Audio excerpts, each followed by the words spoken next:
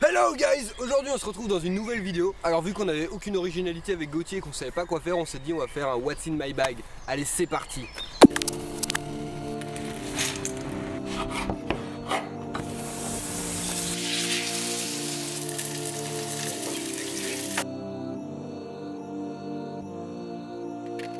I guess in 4 or 5 years, the new generation's music will be will have synthesis of those two elements and some third thing. It'll be entire. Maybe it'll be. They might rely heavily on electronics, tapes. I can kind of envision maybe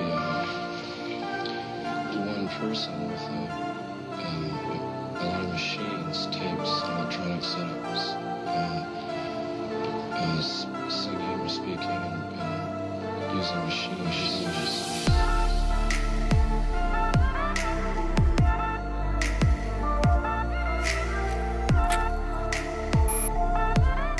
Bon du coup on est parti pour le détail de tout ce que j'ai dans mon sac photo quand je pars en balade.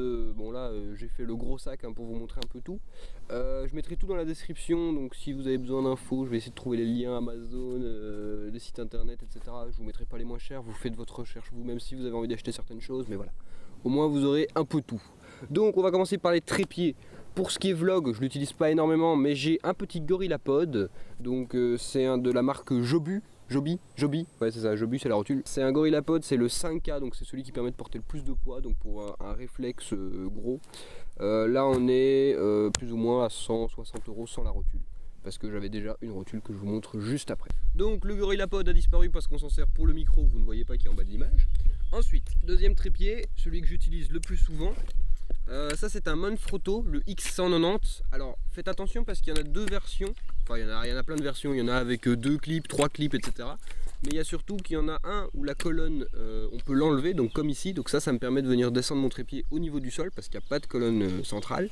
Et il y en a un où la colonne peut venir se basculer mais on ne sait pas l'enlever, donc c'est plus un trépied pour la macro. Donc regardez à ça quand vous l'achetez si vous cherchez quelque chose que vous pouvez mettre au niveau du sol. Ça peut être très utile pour tout ce qui est petits mammifères, renards, blaireaux, souris, etc. Au niveau de la rotule, c'est une rotule de la marque Joby Design. Alors c'est pas les moins chers mais par contre j'en suis très content, elle fonctionne très très bien. Je la trouve extrêmement ergonomique. J'ai pu la comparer avec la Benro GH3C si je dis pas de bêtises. Non, la GH4. La GH2C, donc la GH2C qui est la rotule en carbone de chez Benro, la rotule pendulaire. Donc ça c'est une rotule pendulaire. Voilà, j'en suis très content. Je crois que c'est la JR3, mais ça je mettrai dans la description, je suis pas sûr non plus. Donc voilà, ça c'était pour le trépied. Et alors j'ai tout recouvert avec du camouflage comme je pouvais. Bon, ça se défait assez vite, mais c'est pas grave, ça fait le taf. Voilà. Tac.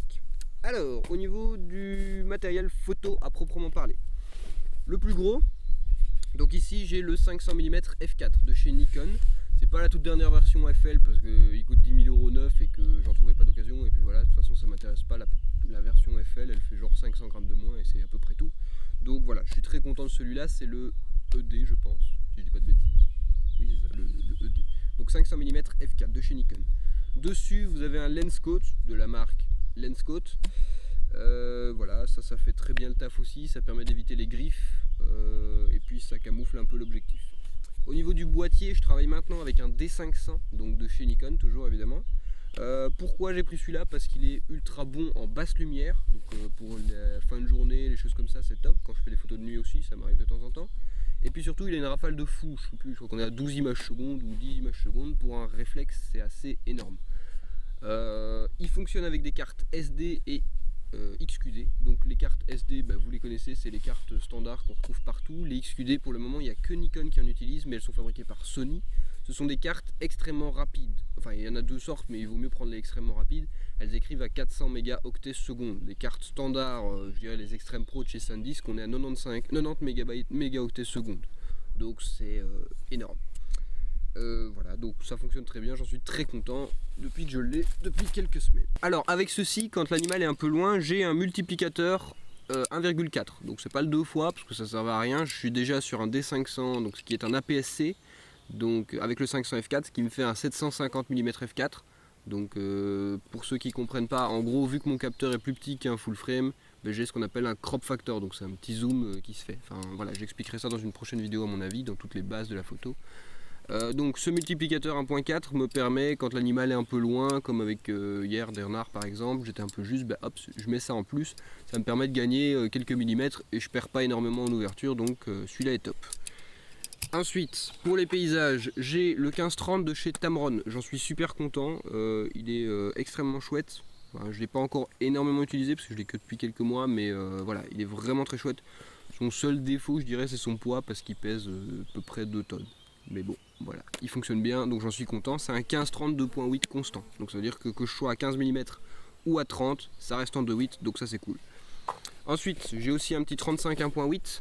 C'est la version DX de chez Nikon parce qu'elle coûte pas cher, on est à 230 € je crois. Et voilà, il est tout petit, il pèse rien, donc dans le sac c'est toujours ça. De temps en temps quand je veux faire des portraits ou que j'ai envie de faire de la photo proxy, parce que j'ai pas d'objectif macro pour les insectes, de la photo proxy ou des choses comme ça, voilà, j'utilise ça, ça fonctionne, ça fait le taf. Ensuite, pour les petits accessoires, j'ai un micro de la marque Rode, donc qui est je crois que c'est le Videomic Pro, c'est le plus haut de gamme en jack. J'ai pris un jack et pas un XLR parce qu'avec un XLR il faut avoir un enregistreur externe, enfin c'est une horreur, et donc voilà, le jack je le branche, je l'allume et il fonctionne bien. J'ai une Dead Cat qui est rajoutée dessus, donc ça permet d'éviter tout ce qui est bruit de vent. On l'utilise très souvent dans les vidéos, aujourd'hui on l'a pas utilisé, mais voilà, on l'utilise régulièrement, donc ça vous donne un peu une idée du son qu'il peut produire. Ensuite, dans les autres petits accessoires, j'ai une télécommande. Alors ici c'est une télécommande filaire, elle a un fil de 12 mètres de long, donc je l'ai enroulé et croché avec un colson. Mais c'est une petite télécommande qui permet quoi en fait, c'est quand je shoote sur un pied et que c'est une pause plus longue, de ne pas faire bouger l'appareil photo. Donc pour vous donner un exemple, je sais que Michel d'Outremont a déjà utilisé ça en animalier pour des photos très très tôt le matin. Il a fait 200 photos d'un cerf dans la brume, il a fini par en avoir une nette. Voilà. Moi je m'en sers pas encore pour ça, parce que j'ai pas encore eu l'occasion, mais je m'en sers pour tout ce qui est photos de nuit, pause longue, etc. Donc ça, une petite télécommande filaire, ça vaut 10-15 € et ça fonctionne nickel. Ensuite, j'ai ici une petite boîte de chez Karuba, maintenant vous en trouvez plein sur internet, pour ranger les cartes SD. Celle-là elle est top parce que vous pouvez la faire tomber et tout, et elle est résistante, elle est en plastique et elle a un joint. Alors est-ce qu'elle est totalement étanche? Je sais pas, je vais pas tester, mais bon, dans le doute, c'est pas mal. J'ai aussi un disque dur externe de la marque Lassi, donc ça c'est un disque dur qui permet, qui est anti-choc, etc., qui fonctionne en USB-C, donc c'est la nouvelle norme qui normalement devrait être fonctionnelle pour tous les appareils, mais bon, à voir, hein, comme d'habitude ils vont encore trouver un truc un peu meilleur et donc ils vont tout changer. Donc la marque Lassi, écoutez, depuis que je l'ai j'en suis très content, je l'ai depuis 1 mois et demi, voilà, il fonctionne bien. J'ai aussi pour mon 1850 que je n'ai pas avec, qui est un Sigma, un filtre ND, donc ça sert à quoi? Ça sert à faire des pauses longues en journée. Donc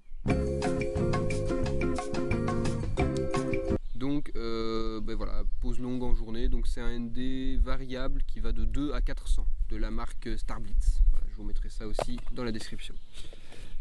Des bouchons boîtier objectif, parce que quand je dois changer, etc. Alors, je vous parlais de ma rotule de chez Jobu. J'ai aussi la rotule Manfrotto qui était fournie avec le pied. C'est une plus petite rotule qui me permet d'accrocher mon boîtier sans avoir le gros téléobjectif quand je veux faire du paysage plus posé ou que je veux faire des poses longues, des choses comme ça. Voilà. Il a l'avantage d'être là. Ensuite, j'ai un couteau, parce que j'ai toujours un couteau avec. Donc ça c'est un couteau de la marque Mora.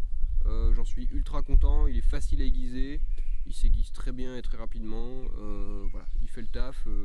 Quand j'ai besoin d'un couteau, au moins j'ai un couteau. Ensuite, dans les petits accessoires encore, j'ai ce qu'on appelle un lens pen. Donc le lens pen c'est quoi? Vous avez un côté avec un petit pinceau et un côté avec un espèce de petit chiffon, enfin celui-là c'est un petit mais il en existe des plus gros. Et donc voilà, ça permet de nettoyer les optiques rapidement, etc. quand on est au milieu de la forêt. Ça fonctionne bien. J'ai des piles, parce que parfois je shoote avec des flashs, pas en animalier, mais voilà, ça m'arrive d'avoir des flashs ou des télécommandes à distance. J'ai une télécommande à distance mais qui fonctionne sur pile, donc j'ai toujours des piles avec moi. Ensuite, qu'est-ce que j'ai d'autre? J'ai forcément des batteries. Donc moi j'ai pris, alors j'ai 3 batteries originales Nikon et j'ai une batterie de la marque. Et j'ai une batterie de la marque Anel qui est une Anel extrême. Pourquoi est-ce que j'ai pris celle-là? Parce qu'en fait elle a l'avantage d'avoir à l'intérieur, entre le plastique et la partie batterie pure, un joint de silicone qui permet qu'elle refroidisse moins vite Donc notamment l'hiver, etc., elle va moins vite perdre de la charge parce qu'avec le froid, souvent les batteries ont tendance à souffrir un peu. Donc celle-là a cet avantage-là. J'en suis content, elle fonctionne aussi bien que les Nikon. Voilà. J'ai rien à leur reprocher. J'ai des cartes de visite parce que c'est toujours utile quand je croise des gens qui me demandent qui je suis, qu'est-ce que je fais là, etc. J'ai des cartes de visite. Ensuite, quand il pleut, ici sur le côté, fourni avec le sac d'ailleurs fourni avec le sac d'ailleurs qui est un sac de la marque Tragopan. C'est une marque qui vend une dizaine d'accessoires pour la photo animalière sur leur site, c'est tout. On trouve ça nulle part ailleurs, mais voilà, juste sur leur site. Donc j'en suis assez content. Bon, il a quelques défauts, mais il fait le taf depuis 3 ou 4 ans que je l'ai. Donc sur le côté, il y a une pochette pluie. Donc c'est une pochette qu'on peut venir rabattre simplement dessus. Maintenant, quand la pluie est vraiment trop forte et que j'ai un peu peur de tout exploser, j'ai ici un sac étanche que j'ai acheté chez Jama. C'est un sac de 40 litres. Il a coûté assez cher, mais en même temps il a l'avantage que je peux mettre totalement mon sac photo dedans. Alors je peux plus le porter sur le dos après, je dois le porter sur mes bras, mais imaginons qu'il y a une énorme pluie, voilà, au moins je peux protéger mon matos. Et puis quand il pleut, que je veux m'asseoir par terre ou quoi, ça me permet de protéger mes trucs.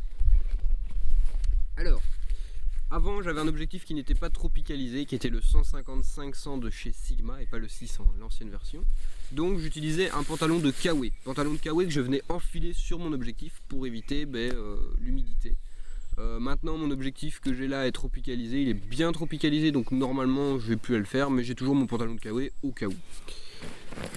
Après voilà, j'ai des colsons parce que les colsons c'est ces petites accroches en plastique qu'on retrouve dans les magasins de bricolage. Ça sert à plein de choses. Je m'en suis déjà servi pour aider Gauthier parce qu'il n'arrivait pas à accrocher son sac son pied sur son sac, des choses comme ça. Donc voilà, c'est toujours utile, ça coûte pas cher, ça pèse rien. Dans le sac, ça fait l'affaire. J'ai un chargeur, bon ça voilà, chargeur de batterie. Donc voilà, j'ai fait un peu tout le tour du matériel que j'utilise principalement en forêt. Donc forcément il y a des choses que j'utilise plus que d'autres. Mon disque dur je me le trimballe pas quand je vais dans la forêt parce que ça sert à rien, mais bon voilà. J'espère que cette vidéo vous aura plu. N'hésitez pas à me dire dans les commentaires ce que vous en avez pensé, comme d'habitude. Si vous avez des questions sur du matériel, des questions plus précises, des choses comme ça, de nouveau dans les commentaires, vous n'hésitez pas. Si vous avez des questions sur du matériel que vous pourriez acheter, etc. Voilà, n'hésitez pas à me poser vos questions, vos avis. Je le donnerai avec plaisir. N'hésitez pas à mettre un gros pouce bleu si la vidéo vous a plu, comme d'habitude, à vous abonner à la chaîne pour être au courant de toutes les prochaines vidéos qui vont sortir. Donc comme je l'ai déjà dit dans une vidéo je pense, pour le moment avec Gauthier on est en train de tourner un film pour le festival Nature Namur. Donc on a un peu moins de temps pour tourner les vidéos, mais on essaiera quand même de faire des choses. J'ai notamment Panasonic qui m'a prêté du matériel, donc voilà. Ça arrive, il y a des choses qui arrivent, vous en faites pas. Les cours photo arrivent bientôt aussi, vous êtes beaucoup à me le demander, donc ça va arriver. Voilà, j'espère que cette vidéo vous aura plu. Ciao!